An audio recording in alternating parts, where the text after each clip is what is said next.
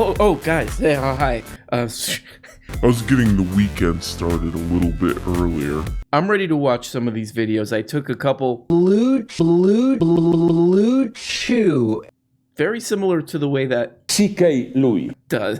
All right, guys, let's drop the attitude for a second here because, you know, we got a little rule on this dumb little channel, which is that if something shows up,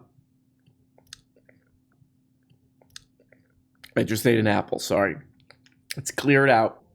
If we get something on this channel as an ad or some kind of recommended crap, then it's free reign to brutally make fun of it, and anybody involved with it gets it. We do this on them.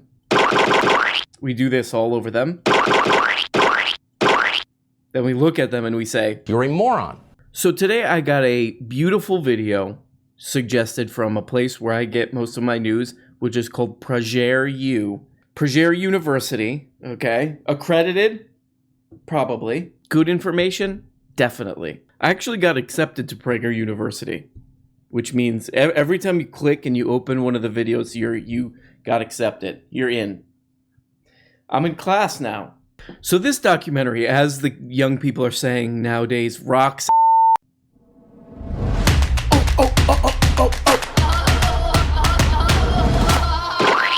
For fentanyl, you're seeing hypodermic needles, all kinds of evidence that says this is not a poverty problem. This is something else entirely. Here we go. And nearly all the cities in crisis have one policy in common: housing first. Weird. The housing first model is premised on a very simple and almost intuitive idea that if you're homeless, the problem is that you need a house. And so to solve homelessness, we should merely give people homes. Listen to the background music while they're talking about giving homeless people homes. Listen to the background sound. Is being pushed from the top down. The program, as I understand it, was started out of New York for the very severely chronically homeless, I believe in the 80s and 90s. And damn. Did Chris Nolan design this? Is the Joker on his way over? Yeah, you know, one way to deal with homelessness is to give homeless people affordable homes. Yeah, there's a lot of research that suggests that's pretty much the best way to deal with homelessness. What is that noise?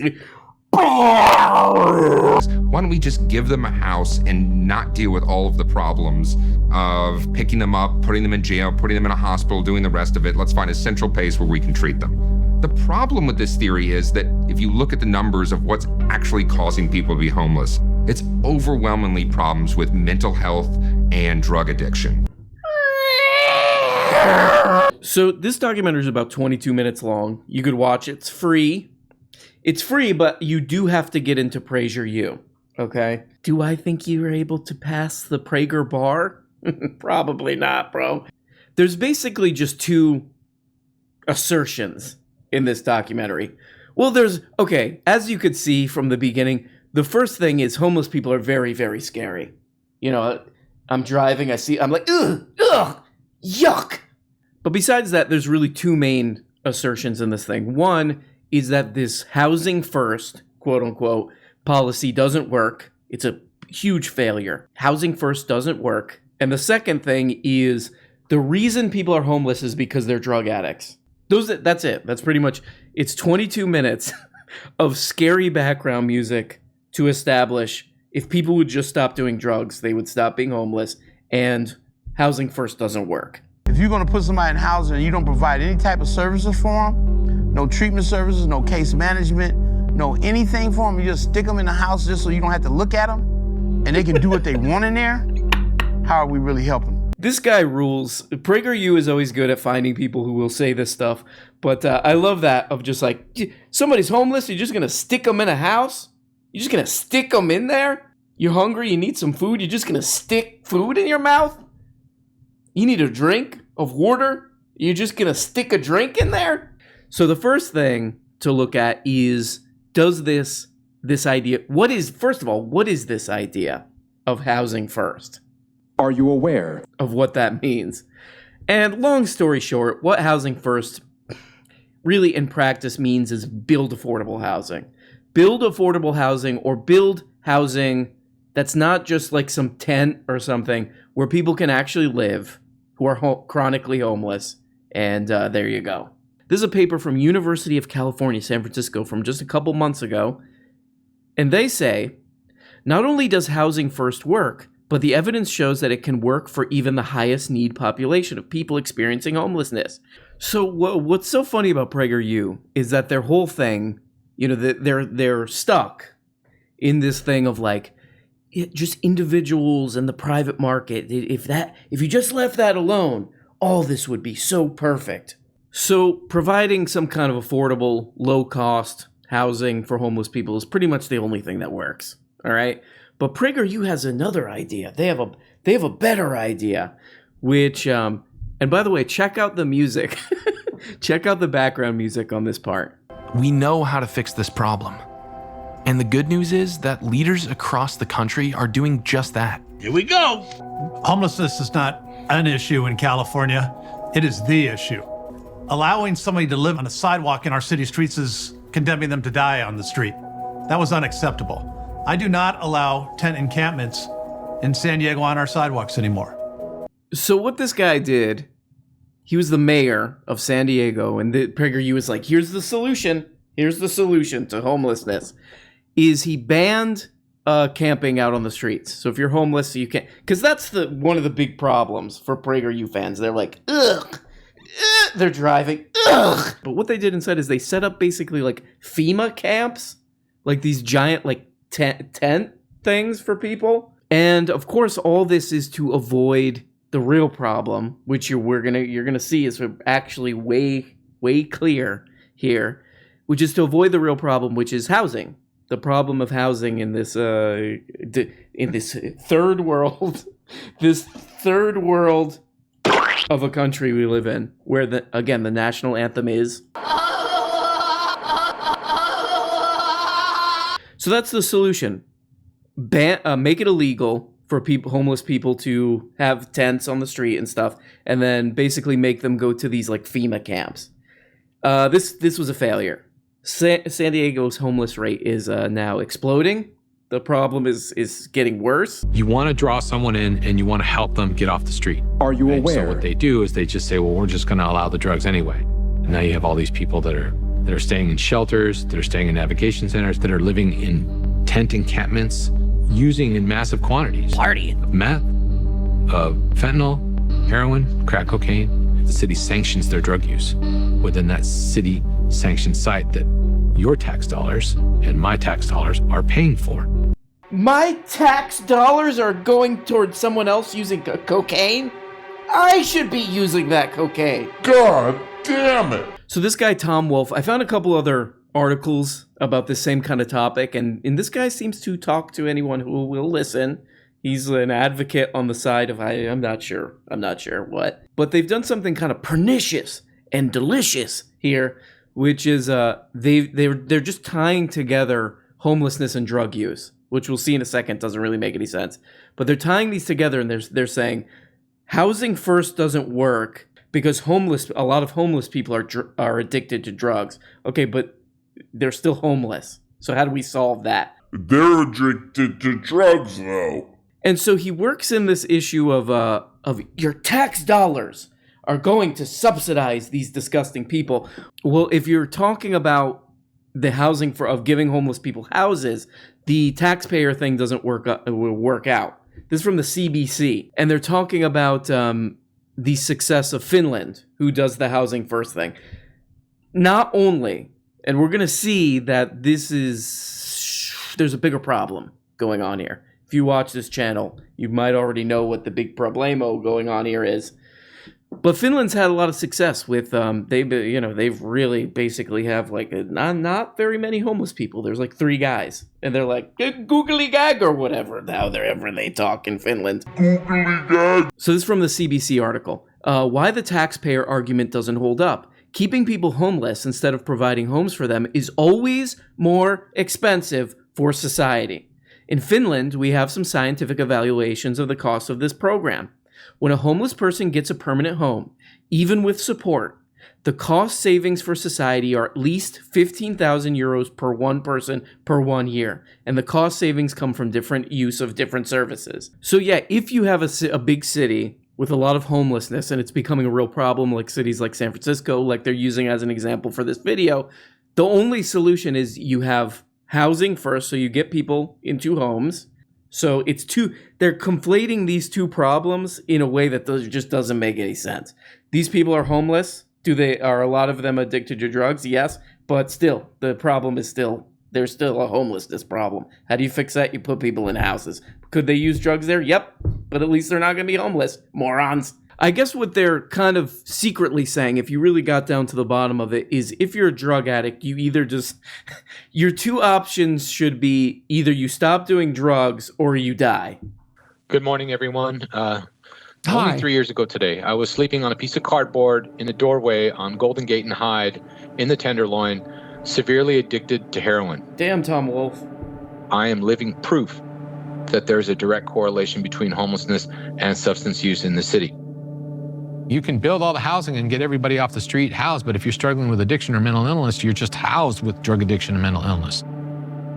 People say, oh, I lost my job and I became homeless. But then you have to ask, why did you lose your job? I lost my job because I was going to work and shooting up in the bathroom on my lunch break, and then going back and sitting on my desk and passing out. Damn, I'm so sorry to hear that, Tom Wolfe. Damn, Tom Wolfe, man. I didn't know he had so many problems. You know, he was wearing those suits. He wrote Bonfire of the Vanities. You know what I mean? He wrote the Electric Kool-Aid Acid Test. These are some literary kind of jokes. I never read those books, but Tom Wolfe, I know he wore stupid-looking suits. I'm so sorry to hear that, man. I'm glad it's back. Shit's back, bro. It's a good story, and a lot of people who watch PragerU are going to be like, wow, there's the solution.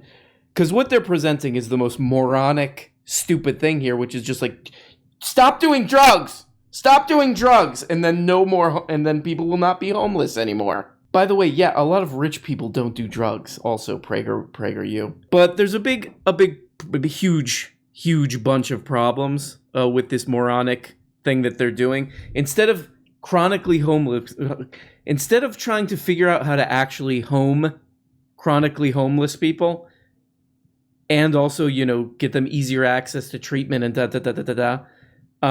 really what they're saying here, the absolute most mindless crap is just stop doing drugs. This is on you. This is your fault. So the San Francisco Chronicle actually looked into this and did a little bit of research on the homeless people in San Francisco. And here's what they found. As of 2019, only 18% of unhoused San Franciscans reported addiction was the cause of their homelessness, and 8% cited mental illness. Meanwhile, and we're going to see there's more to support this, 63% said an inability to afford rent was the primary culprit. 11% of unhoused San Franciscoans actually had jobs. 11% of unhoused San Franciscans actually had jobs. So I was thinking, okay, PragerU, I'll take the bait on this one.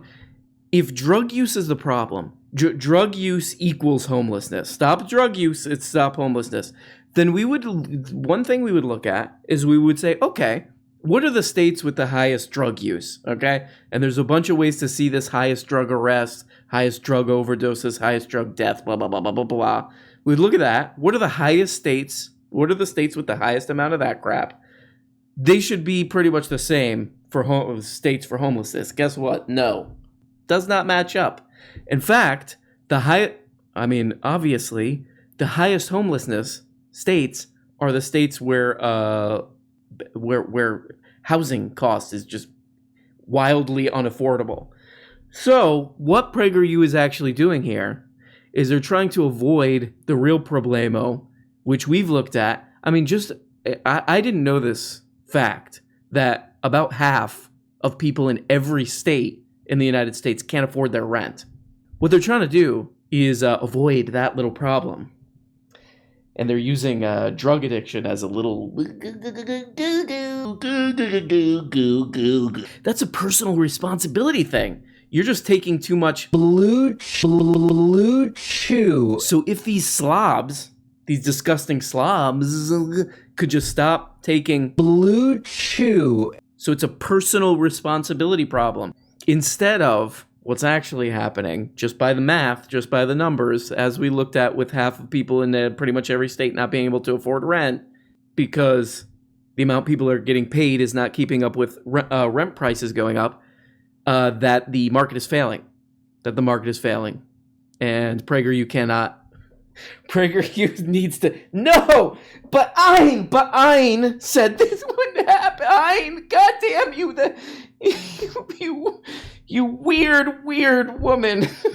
Let's just look at the top 5 highest states for homelessness. New York, Hawaii, 3 California, 4 Oregon, 5 Washington.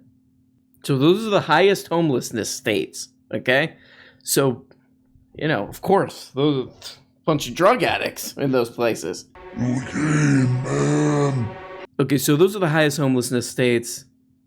It's obviously going to match up with the states with the biggest drug problems. Number 1, Missouri. Oh, that doesn't match up. 2, West Virginia. 3, Michigan. 4, District of Columbia. 5, New Hampshire. Because all I really wanted in my addiction was the drugs. That's how powerful it is. Some people criticize me for some of the stuff that I say, but you know what? It can't just be all touchy-feely out there. Here we go. Because being on the street is not touchy-feely. Hell yeah, Tom Wolfe. What a badass. He's like, people get mad. Man, I'm like Adam Carolla. I say the things that you can't say. Oh, censored. I say the things you're not allowed to say. People get mad at me about it, but it ain't all touchy-feely, man. What does that mean? I don't know. I don't know, but these right-wingers will give me money if I say this kind of stuff. Yeah, that's what I think this is really about, is a lot of these people, you know, their religion is this idea that just private business, you know, private enterprise and all this stuff, the market, it's just, things just magically work out, you know? It's sort of like the success of Uber cars. Everything just kind of magically works out, you know? Everything in this video is like, oh man, the government tried to step in and now that's the real problem. This is another thing from that CBC Finland article. Finland succeeds where the rest of Europe did not. A lot of progress has been made. We now have the lowest number of homeless. we call them just homeless. Look at those homeless over there. We have had a constant policy of providing affordable social housing. The state finances this. And in each new housing area, especially in big cities, at least 25% of housing must be affordable social housing. This has kept the supply to a reasonable level. Here's the important part. This has been probably the main reason why we don't have the kind of housing crisis that most European countries have at the moment. So there you go.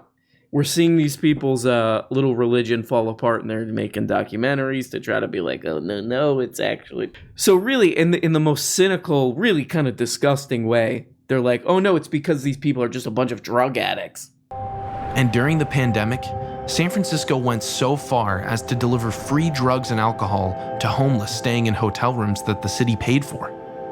What happens when a city plays drug dealer? In 2020, the death rate among...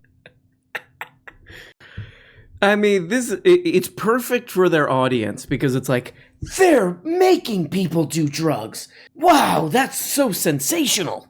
Yeah, ooh, ah, ooh, ah. If you're just like an old boomer watching this, you're like, God damn it, they're making the people do drugs on my tax dollar. And this totally goes along with their moronic belief system, which is that like, anything public, anything that's not the market, it forces them to do drugs. And just hearing that, I was like, I'm gonna scratch a little deeper on this whole thing of like, they were delivering drugs to homeless people. This is from a local San Francisco news website. The Department of Public Health says anyone who comes to the hotel housing program is screened multiple times by health professionals and social workers. The goal is to make sure infected people stay inside and away from others. So this is during COVID. This is during 2020. Our focus is using the best evidence to help people manage their addiction. And in some cases, this will include helping to manage their alcohol use and their nicotine use so they can stay safe. and in place as much as possible to help their community and help themselves. Here's maybe the most important part. They have arranged for delivery of prescribed opioid replacement drugs like methadone, and in a handful of cases so far, helped facilitate patients in buying medical, not recreational cannabis. This is classic, like, propaganda. Like, the goofiest form of propaganda is like, maybe there were a handful of cases where somebody got some medicinal marijuana or something, and they're like, the government is giving these people marijuana. I think part of this has to be, like, the PragerU audience is some, like, just red-faced, angry, somebody who owns some dumb small business that they hate, they want to burn to the ground, and they're just like so pissed off all the time, and they're like, somebody gets to do drugs and they don't have to do whatever dumb crap I do all day. That's not fair. So there we go, guys. More stupid ass as we call it, that makes us go. We look at it and we do this. And then we say, weird. And then we conclude by saying, you're a moron. You're a moron. You're a moron. Are you aware that you're a moron? Well, guys, thank you so much for watching this. I know y'all are a bunch of perverts. And y'all's like to make pee-pee. But I will talk to you later if you're watching this. If you're watching this on Friday, the live streams, if you want to come on and be perverts. It's 3 p.m. Central Standard Time, so bye-bye. Hey guys, you're only getting a fraction of the weekly shows. If you want a new motherfucking episode every day, subscribe on Patreon for as little as 2 bones. You get the patron-only Tuesday and Thursday shows, the Bookablega show where we look at important books, and the goddamn weekly behind-the-scenes show. And for only 25 bones, you could become a producer and get your name up here. Look at these people. These people make this show possible. If it wasn't for them, nothing. We don't have a show. We got nothing, and it's garbage. And we have to just leave. We have to just basically walk away. And we don't even really know where we're walking. That's the truly troubling part about all this. But please, become a patron today for as little as 2 bones, or 5 bones is another level, or 10, or you go the full 25 and you get up here. Big special thanks to these people. Love you guys so much.